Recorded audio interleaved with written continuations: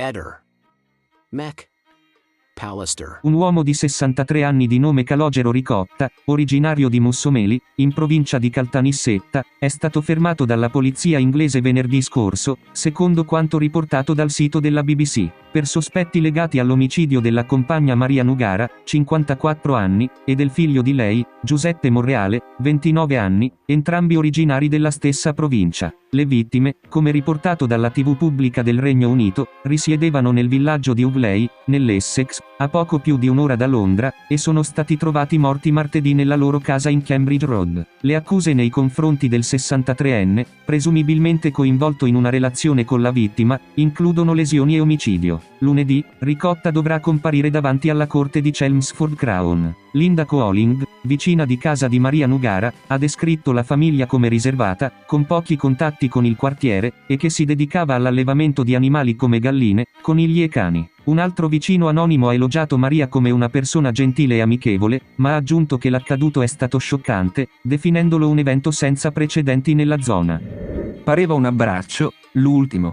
Come se Patrizia, Bianca e Christian presagissero quello che stava per accadere.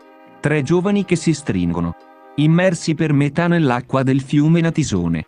Un'immagine che ha colpito al cuore chiunque l'abbia vista. Quell'abbraccio è stato l'ultimo tentativo di aggrapparsi alla vita e resistere alla piena. È stato il pompiere che si trovava sul ponte a circa 20 metri di altezza a urlare: "State insieme, fate massa, abbracciatevi". Ma non c'è stato niente da fare. L'acqua se li è portati via. L'elicottero dei pompieri è arrivato 1 minuto e mezzo dopo.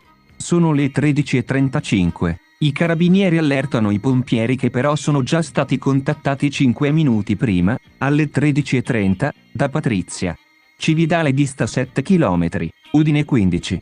Ma ad arrivare sulla scena sono i pompieri di Udine perché quelli di Cividale sono fuori per degli alberi caduti. L'acqua continua a salire, arrivano i vigili del fuoco. Lanciano dei barchini dal ponte. Troppa corrente, ma nemmeno le funi protese raggiungono le mani dei ragazzi. Quando un pompiere capisce che la situazione è drammatica si tuffa e tenta di andare al di là dell'isolotto dove sono imprigionati Patrizia e i suoi amici. Rischia la vita ma deve arrendersi. La corrente è fortissima. Resta l'urlo del pompiere che invita dal ponte i 3 ad abbracciarsi. Fate massa, fate massa. Poi l'isolotto scompare. Con Patrizia, Bianca e Christian. 1 minuto e mezzo dopo, compare l'elicottero. Lo sgomento dei pompieri, ci sono scivolati via. Sono stati trovati i corpi di 2 dei 3 giovani dispersi dallo scorso 31 maggio, quando sono stati travolti dalla corrente del fiume Natisone a Premiariacco, in provincia di Udine.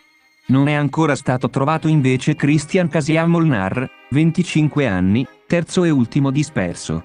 Un corpo è stato già recuperato, mentre sono ancora in corso le operazioni per l'altro individuato dalle squadre dei vigili del fuoco e della protezione civile.